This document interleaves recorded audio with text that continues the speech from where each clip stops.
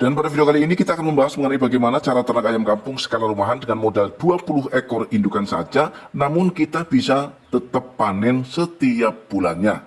Nah, untuk teman-teman juga paham serta ketahui bahwa yang kita bahas kali ini adalah ternak khusus sistem pembibitan. Jadi sebelumnya kami sampaikan agar teman-teman nantinya tidak menjadi gagal paham. Bismillahirrahmanirrahim. Assalamualaikum warahmatullahi wabarakatuh. Selamat datang kembali di channel Puja Kesuma Farm.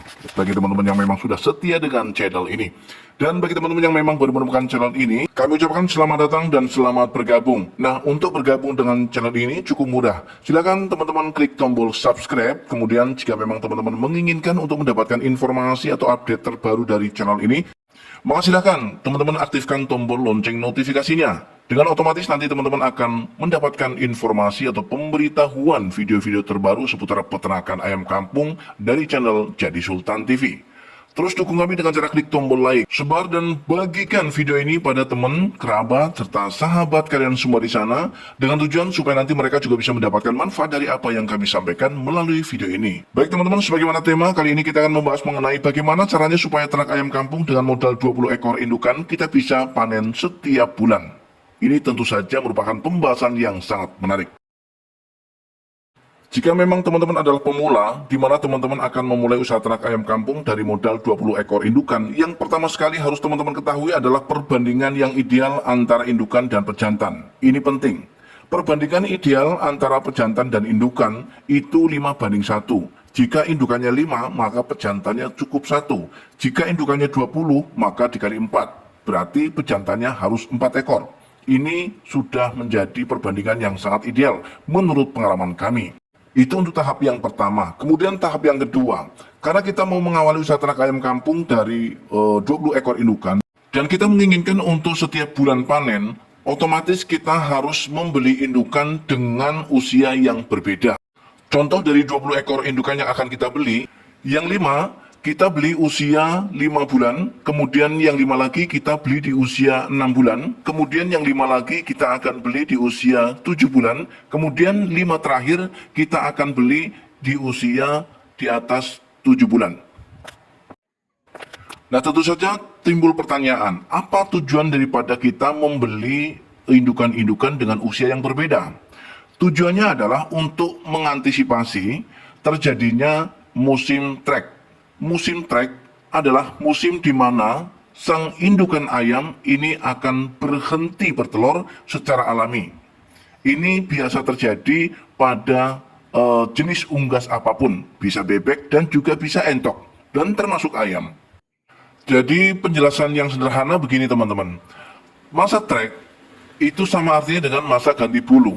Ketika ayam atau indukan ayam ganti bulu, maka mereka pasti akan berhenti bertelur. Secara otomatis mereka tidak bisa produksi. Karena mereka tidak produksi, sehingga kita tidak bisa panen, teman-teman.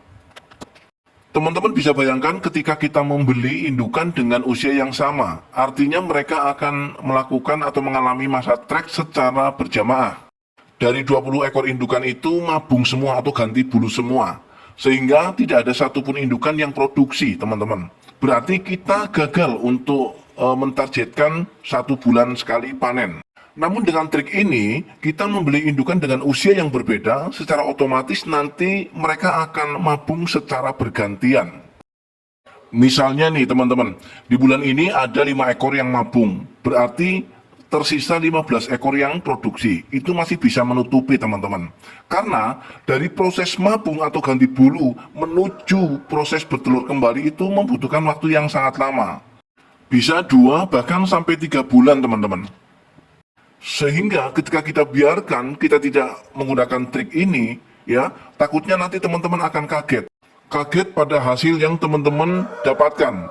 Karena ayam ini baik dalam proses mabung atau ganti bulu maupun tidak ganti bulu, mereka tetap membutuhkan pakan teman-teman. Dan setiap hari kita harus kasih pakan mereka. Sehingga ketika kita biarkan dan tidak menggunakan trik ini, teman-teman pasti akan mengalami banyak kerugian teman-teman. Karena ngasih makan ayam-ayam yang semuanya dalam proses mabung atau ganti bulu, sama sekali tidak produksi.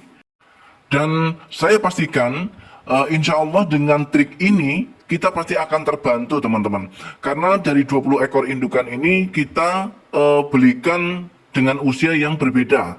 5 ekor untuk usia 6 bulan, kemudian 5 ekor usia 7 bulan, kemudian yang 5 ekor lagi usia 5 bulan, dan kemudian 5 ekor terakhir kita berikan di usia 7 bulan ke atas. Ya, sehingga dengan trik ini tidak akan pernah terjadi adanya proses mabung atau mogok betelor ya, karena ganti bulu secara berjamaah.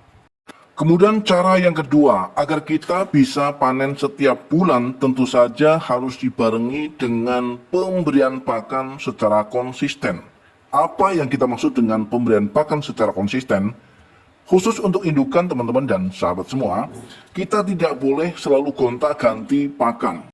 Karena ternyata ketika kita selalu gonta-ganti pakan atau merubah pola pakan dari indukan ayam kita, ternyata akan merubah juga proses produksi telurnya teman-teman. Artinya, proses produksi telurnya bisa terancam tidak lancar.